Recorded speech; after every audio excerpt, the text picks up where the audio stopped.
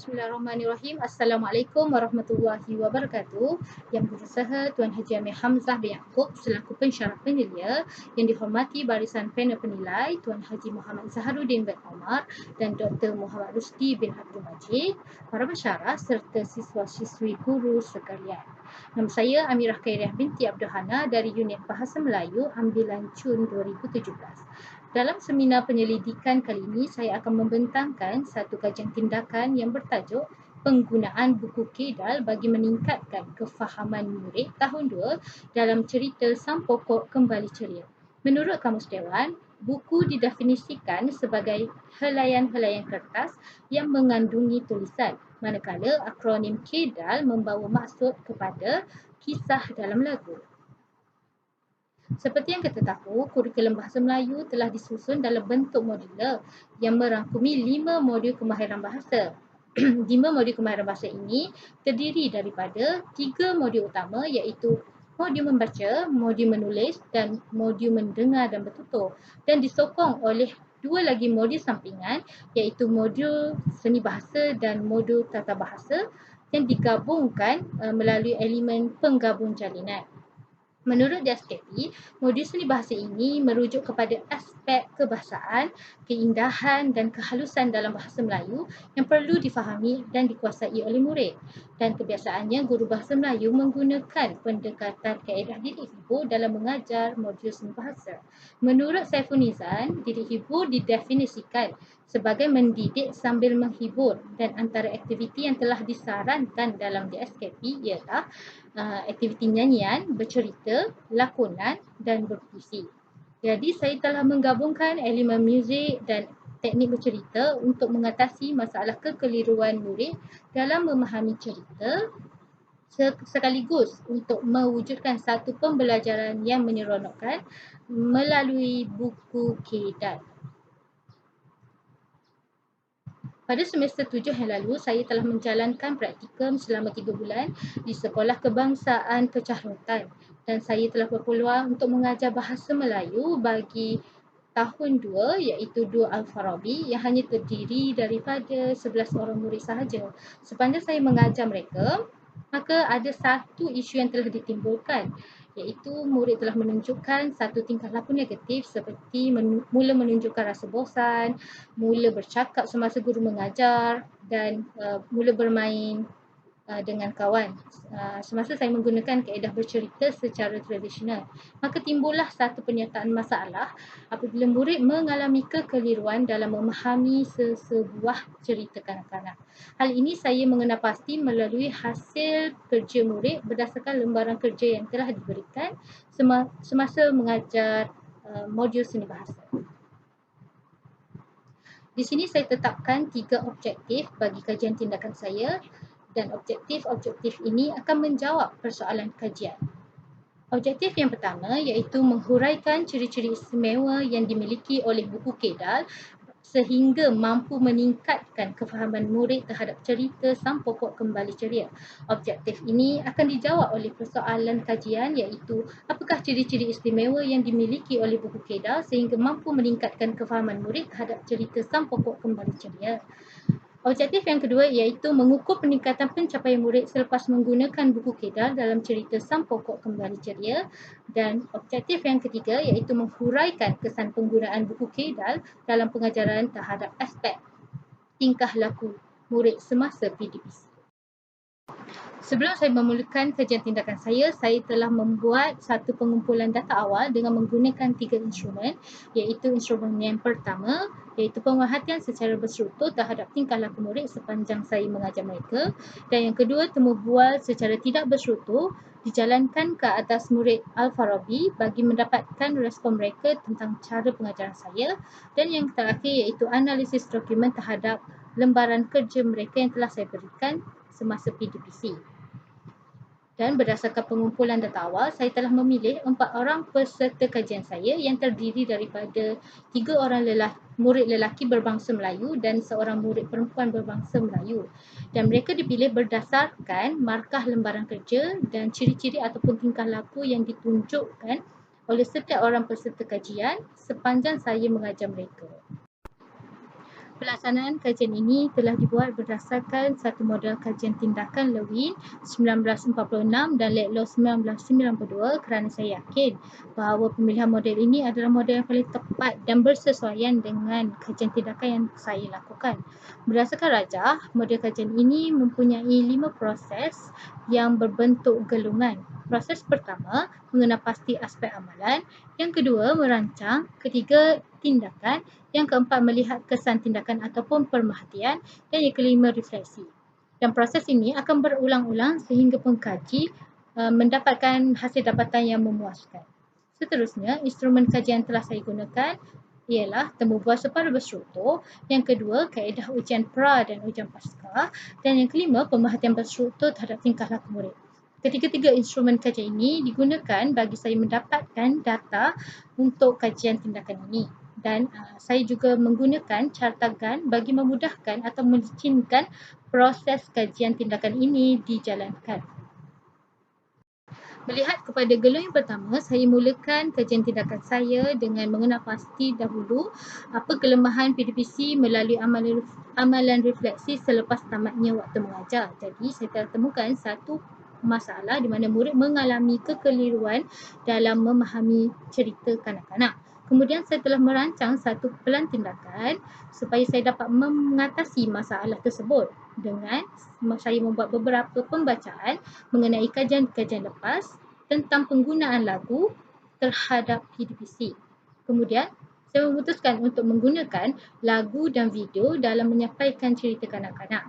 Dan pada fasa pemerhatian, saya akan menilai perubahan tingkah laku murid terhadap bahan yang telah saya gunakan dan saya mendapati bahawa hasil dapatan belum memuaskan dan saya memerlukan untuk menambah baik bahan tersebut pada gelung yang kedua. Jadi, melihat kepada gelung yang kedua, saya telah mengenal pasti kelemahan bahan yang telah saya gunakan pada gelung yang pertama melalui amalan refleksi. Kemudian saya merancang untuk memasukkan ataupun mengaplikasikan teori kecerdasan pelbagai yang mana saya memasukkan elemen kecerdasan muzik dan kecerdasan visual untuk menghasilkan buku kedal. Dan saya telah menghasilkan satu buku kedal dan diaplikasikan kepada PK. Kemudian saya memerhatikan perubahan tingkah laku murid ataupun peserta kajian selepas menggunakan buku kedal. Dan saya mendapati bahawa hasil dapatan lebih memuaskan kerana adanya peningkatan yang lebih banyak berbanding pada gelung yang pertama. Okay, pada slide ini saya akan menunjukkan bagaimana saya melaksanakan kajian buku kedal saya, iaitu yang pertama saya akan menerangkan bagaimana penggunaan buku kedal ini. Dan yang kedua, murid akan menyusun kad lirik berdasarkan lagu. Dan yang ketiga, murid akan mengimbas kod QR pada helaian yang pertama.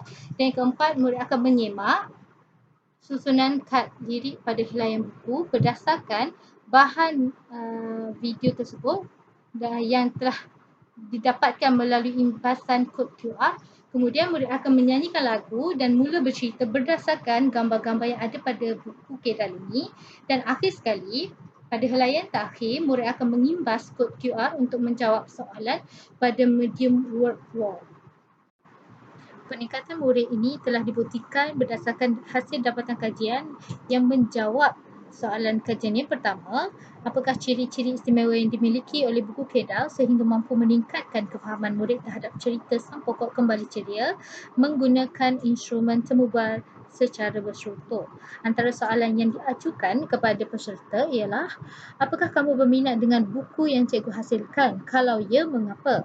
Dan respon peserta kajian adalah seperti yang saya warnakan pada dialog yang tertera dengan warna merah. Ya, saya suka sebab saiz dia besar. Saya suka sebab ada gambar yang berwarna. Saya suka sebab saya dapat susun kad lirik lagu dan memudahkan untuk saya menghafal lagu. Dan soalan yang seterusnya, adakah gambar dalam buku ini membantu kamu dalam memahami cerita? Ada peserta kajian menyatakan bahawa suka sebab tengok ada gambar yang berwarna. Ada peserta kajian mengatakan, ya cikgu, saya dah faham sebab saya dah boleh hafal. Lagu ini sangat mudah. Okey, jadi berdasarkan respon peserta kajian yang telah dicatatkan dalam transkripsi tersebut, ternyata terbukti bahawa ciri-ciri keistimewaan yang dimiliki oleh buku kedah itu ada, iaitu mempunyai saiz yang besar, mempunyai gambar yang berwarna dan mempunyai kad lirik yang memudahkan lagi murid untuk mengingat dan menghafal cerita sekaligus dapat memahami cerita Sang Pokok Kembali Ceria itu. Hasil dapatan ini juga disokong lagi dengan instrumen yang kedua, iaitu instrumen pemerhatian secara struktur, di mana pemerhatian ini diperhatikan berdasarkan penglibatan murid, iaitu yang pertama, murid dapat mengujarkan jalan cerita Sang Pokok Kembali Ceria dengan betul. Apabila kita lihat pada sebelum intervensi dijalankan, seramai 3 orang murid tidak dapat menjawab ataupun tidak dapat mengujarkan cerita dengan betul. Dan selepas intervensi dijalankan, seramai 3 orang murid daripada 4 orang murid berjaya mengujarkan jalan cerita Sang Pokok Kembali Ceria dengan betul. Dan pemerhatian kedua, iaitu murid berseronok dengan aktiviti pengajaran yang disediakan. Kesemua peserta kajian menyatakan menunjukkan tingkah laku yang menggambarkan mereka seronok dengan penggunaan buku kedah tersebut. Dan berpandukan kenyataan Muhammad Raiful Azwadi, beliau berpendapat bahawa muzik ini merupakan bunyi-bunyian yang menghiburkan. Dan dalam kajian Amirah Khairunisa pada tahun 2012, beliau mengatakan penggunaan gambar dan ilustrasi sememangnya memudahkan murid dalam menguasai kandungan pelajaran yang disampaikan di cemerlang. Ini bermakna hasil dapatan kajian ini boleh diterima pakai kerana adanya kajian-kajian lepas yang menyokong hasil dapatan tersebut bagi menjawab persoalan kajian yang pertama. Baiklah, dapatan kajian yang seterusnya bertujuan untuk menjawab soalan kajian yang kedua, iaitu adakah berlakunya peningkatan pencapaian murid selepas menggunakan buku kedal dalam cerita Sang Pokok Kembali Ceria. Jadi berdasarkan jadual markah ujian pra dan ujian pasca, kita dapat lihat berlakunya jumlah peningkatan sebanyak 50% pada peserta kajian 1, berlakunya 67% peningkatan pada peserta kajian 2, 33% pada peserta kajian 3 dan 67% pada peserta kajian 4. Bermakna adanya berlaku peningkatan pencapaian murid selepas menggunakan buku kedal ini dalam cerita Sang Pokok Kembali Ceria. Kemudian, dapatan kajian ini juga disokong oleh instrumen pemerhatian, di mana instrumen pemerhatian ini dilihat dari segi pencapaian murid. Yang pertama, murid itu dapat mengujarkan jalan cerita Sang Pokok Kembali Ceria dengan betul.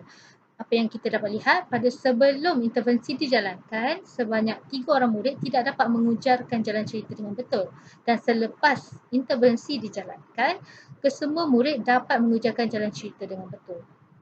Dan dilihat pada item yang kedua, iaitu dapat menjawab semua soalan secara lisan dan tulisan dengan betul. Sebelum intervensi dijalankan, dilihat semua peserta kajian tidak dapat menjawab semua soalan secara tulisan dan lisan dengan betul. Dan selepas intervensi dijalankan, seramai 2 orang murid dapat menjawab semua soalan dengan betul. Bermakna berlakunya perubahan ataupun peningkatan dalam pencapaian murid selepas buku kedal ini diaplikasikan kepada mereka. Dapatan kajian yang ketiga menggunakan instrumen pemerhatian secara berstruktur adalah untuk menjawab soalan kajian yang ketiga, iaitu apakah penggunaan buku kedal memberi kesan dalam pengajaran terhadap aspek tingkah laku murid semasa PDPC. Oleh itu, item yang disediakan dalam borang pemerhatian itu adalah berdasarkan aspek tingkah laku dan penglibatan peserta kajian sebelum dan selepas kajian. Jika dilihat pada jadual tersebut, berlakunya perubahan tingkah laku murid daripada tingkah laku negatif kepada tingkah laku yang positif. Murid juga menunjukkan perubahan pada penglibatan, di mana mereka lebih banyak melibatkan diri secara aktif semasa buku kedal ini digunakan. Data ini juga disokong dengan instrumen temu bual, di mana pengkaji telah mengajukan soalan temu bual, adakah kamu berminat dengan buku yang cikgu hasilkan? Peserta kajian menjawab, ya, saya suka sebab saiz bukunya yang besar. Dan ada juga peserta kajian menyatakan, ya cikgu, senang nak hafal sebab saya susun guna kad lirik menggunakan lagu. Hal ini menunjukkan apabila murid menunjukkan respon yang positif, ia membuktikan bahawa murid telah melibatkan diri secara aktif semasa kajian dilaksanakan. Walaupun hasil dapatan kajian menunjukkan perubahan yang positif selepas menggunakan buku kedai ini, namun ada beberapa cadangan penambahbaikan yang perlu dilakukan untuk bahan tersebut. Antaranya ialah pengkaji perlu memasukkan audio suara dalam video lagu Sang Pokok Kembali Ceria. Hal ini kerana dalam video tersebut hanya mempunyai melodi lagu sahaja. Dan yang kedua, pengkaji sepatutnya menggunakan komputer riba untuk paparan yang lebih besar dan jelas, terutamanya jika menggunakan bahan ini semasa dalam PTPC yang sebenar. Dan kajian ini juga dicadangkan untuk digunakan secara meluas dalam kalangan guru bahasa Melayu, terutamanya dalam mengajarkan aspek seni bahasa supaya dapat mewujudkan lagi pembelajaran yang lebih menyeronokkan dan lebih berpusatkan murid. Secara rumusannya, ketiga-tiga objektif yang telah ditetapkan dalam kajian ini telah tercapai dan penggunaan buku ini ternyata mampu meningkatkan kefahaman murid tahun 2 dalam memahami cerita Sang Pokok Kembali Ceria. Natijahnya, penggunaan buku ini dapat digunakan oleh guru bahasa Melayu semasa mengajar aspek seni bahasa tanpa menggunakan kaedah bercerita secara tradisional dan lebih berpusatkan murid. Sekian, terima kasih.